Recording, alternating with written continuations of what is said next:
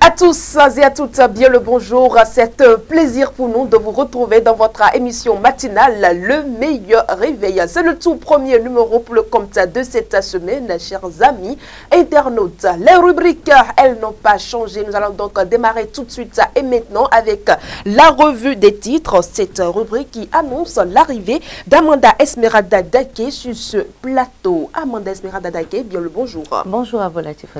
Alors, pour le compte d'aujourd'hui, nous sommes bien avec vous. Nous allons donc passer à la revue des titres.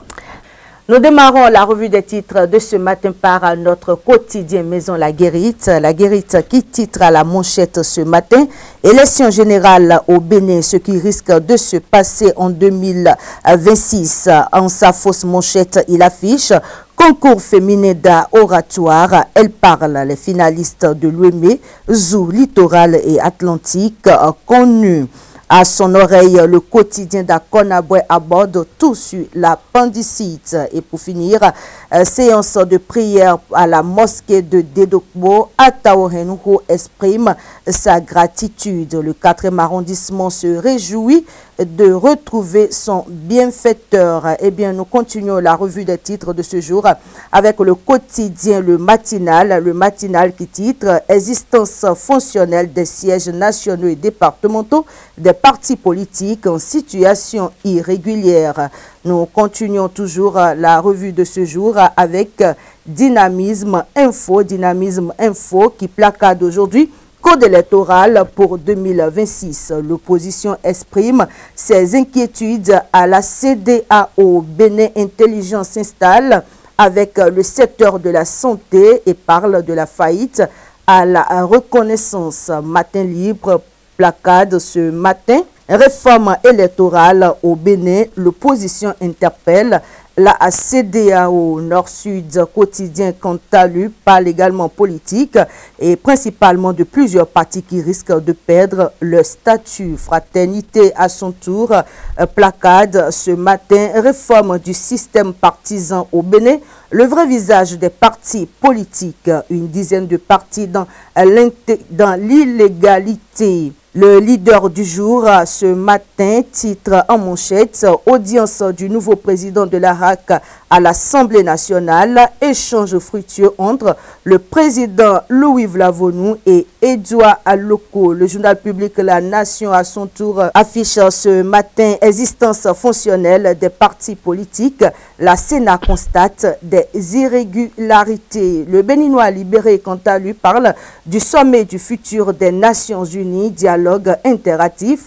Biochane met en avant le social, socle de la gouvernance, talon. Le Béninois libéré s'en va et laisse place au chronomètre. Le chronomètre qui titre ce matin: entre frustration et désir inassouvi, pourquoi tant d'hommes mariés fréquentent-ils les prostituées? À Djatché News ce matin placade en manchette: David Camille Biokou sur les réalisations du gouvernement. Le président Talon a un bilan très élogieux, un bilan qu'on peut vendre. En sa fausse manchette du haut, il affiche: existence fonctionnelle des partis politiques, la Sénat en public, le rapport de suivi et de contrôle, édition 2024. Autre information à lire à la une de ce quotidien à Djatché: audience à l'Assemblée nationale, le président de la RAC reçu par Louis Vlavonou.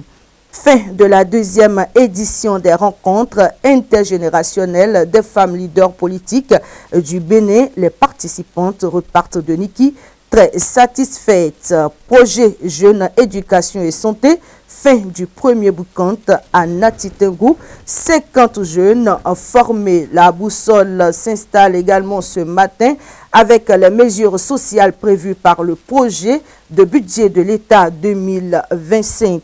Talon et Adombi pour l'amélioration des conditions de vie des Béninois. Eh bien, avant de mettre fin à la revue des titres de ce matin, Latifat Kouenou, nous allons à nouveau faire un tour aux différents titres parus à la une de notre quotidien Maison La Guérite, qui titre à la manchette ce matin: élection générale au Bénin, ce qui risque de se passer en 2026. En sa fausse manchette, il affiche concours féminin d'oratoire. Elle parle les finalistes de l'UEME, Zoo Littoral et Atlantique. Connu à son oreille, le quotidien d'Akonabwe aborde tout sur la pédicite. Et pour finir, séance de prière à la mosquée de Dedokbo. Ataohenouko exprime sa gratitude. Le 4e arrondissement se réjouit de retrouver son bienfaiteur. Amanda Esmeralda Daké, nous passons à l'instant à la présentation de l'actualité du matin. Élection générale de 2026 au Bénin, ce qui risque de se passer, a donc titré le quotidien Maison La Guérite ce matin. Eh bien, en 2026, le Bénin se prépare à organiser pour la première fois des élections générales, conséquence donc de la révision de la loi numéro 2019-40 du 7 novembre 2019, modifiant la Constitution de 1990. Alors que cette échéance est attendue avec impatience, certaines inquiétudes persistent quant à l'organisation et aux conséquences des résultats, en raison donc des récentes modifications du code électoral adoptées par l'Assemblée nationale le 5 mars 2024. Cette nouvelle loi a fait l'objet de vives controverses malgré sa validation par la Cour constitutionnelle et sa promulgation par le président Patrice Talon. Il faut dire qu'au-delà de l'aspect d'exclusion, l'exigence des 20% pose également la question d'un éventuel vide juridique. En se basant donc sur les législatives de 2023, on peut dire qu'aucun parti politique n'avait atteint ce seuil au niveau national, encore moins dans les 24 circonscriptions électorales. Même avec le seuil de 10%, seuls 3 partis avaient pu franchir cette barre. Et si la révision du code électoral reste en l'état, il est probable qu'aucune formation politique ne remplisse cette condition, créant ainsi une absence de partage des sièges. Bien que la loi permette aux partis de former des alliances pour cumuler leurs voix, il est possible que cela ne suffise toujours pas à atteindre les 20%. Et ce scénario pourrait créer un vide juridique et entraîner une période de transition avant même l'organisation des nouvelles élections. Autre actualité au Bénin, la Sénat note la violation de la charte des partis politiques. Eh bien, la Commission électorale nationale autonome, Sénat, a présenté le bilan de son suivi des partis politiques pour 2023 lors d'une réunion le 20 septembre dernier à l'hôtel Azalaï de Cotonou avec des représentants de divers partis. Et selon ce rapport, 8 des 13 partis politiques recensés disposent d'un siège national, tandis que 5 ne remplissent pas cette exigence légale. Ce rapport met donc en évidence les efforts déployés par certains partis pour se conformer aux exigences légales, en particulier en ce qui concerne leur participation aux élections et à l'établissement des sièges, tant nationaux que départementaux. Toutefois, plusieurs lacunes sont constatées, notamment dans l'absence des sièges départementaux pour certains partis, le non-respect des arrêtés préfectoraux ainsi que l'inactivité de diverses formations politiques. Amanda Esmeralda Daké, le statut des patients du chic est connu. Le centre hospitalier international de Calavichik sera bientôt mis en service.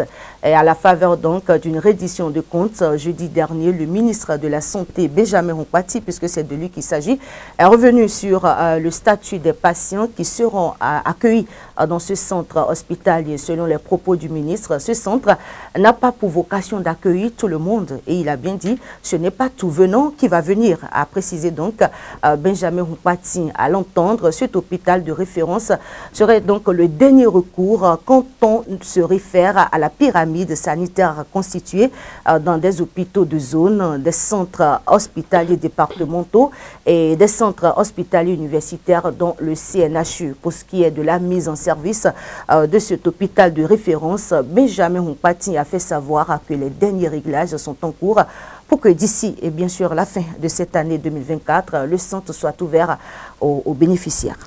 Triste nouvelle de l'autre côté du Sénégal, une pirogue remplie de cadavres a été découverte au large des Mamelles. On peut déjà dire paix à l'âme des disparus. Mes condoléances, nos sincères condoléances d'abord aux familles éplorées. L'information est parvenue à la presse un peu plus tard dans la soirée du dimanche 22 septembre. Des pêcheurs ont trouvé une pirogue remplie de cadavres de migrants au large des Mamelles à Dakar, la capitale sénégalaise. Le nombre exact des victimes n'est pas encore connu. Le corps renseigne les pêcheurs étaient en état de décomposition très avancé et la marine nationale, aussitôt informée de cette macabre découverte, a rallié Daridar les lieux 2 semaines après donc le drame survenu à Mbour.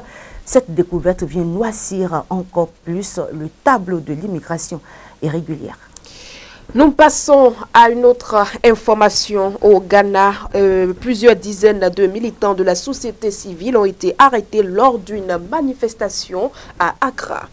Bien sûr, Latifat Kourenou, au moins une trentaine de manifestants ont été interpellés dans la capitale ghanéenne dimanche 22 septembre à l'occasion d'un rassemblement pour dénoncer principalement l'inaction et la corruption du gouvernement face à l'orpaillage illégal.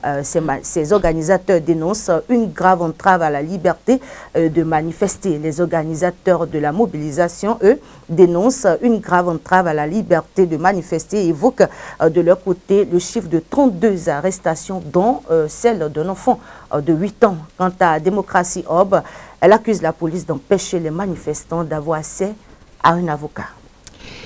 Dans l'actualité sportive, nous parlons du Chan 2024 avec un pays qui annonce son retrait. Eh bien, l'Algérie a annoncé son retrait de la 8e édition du championnat d'Afrique des Nations Chan, a déclaré la Fédération algérienne de football ce samedi 21 septembre 2024. En effet, dans un communiqué officiel publié sur le site de la Fédération algérienne de football, l'instance a expliqué que cette décision a été prise lors de la réunion ordinaire de son bureau fédéral. Et la priorité est désormais donnée aux équipes nationales des jeunes, tant masculines que féminines. Le bureau fédéral a pris donc cette décision de ne pas participer à cette compétition Chan 2024 et de réorienter les efforts et les moyens en direction des jeunes catégories, peut-on lire dans ce communiqué. Mesdames et messieurs, voilà donc un tour pour la présentation de l'actualité de ce matin. Amanda Esmeralda Dake, une petite question de curiosité. Bien sûr. Je peux aller? Oui. La clé là, c'est pour ouvrir quoi déjà? C'est pour le cœur de quelqu'un. Oh là là. Le cœur à prendre, hein? Non, plus à prendre. Plus à prendre. Non. Donc, mais pourquoi le cœur, la clé se retrouve là ou... Parce qu'elle m'appartient désormais. Mesdames et messieurs, plus une autre question. Voilà donc un tour pour les 2 premières rubriques de cette émission. On se retrouve tout juste après ceci.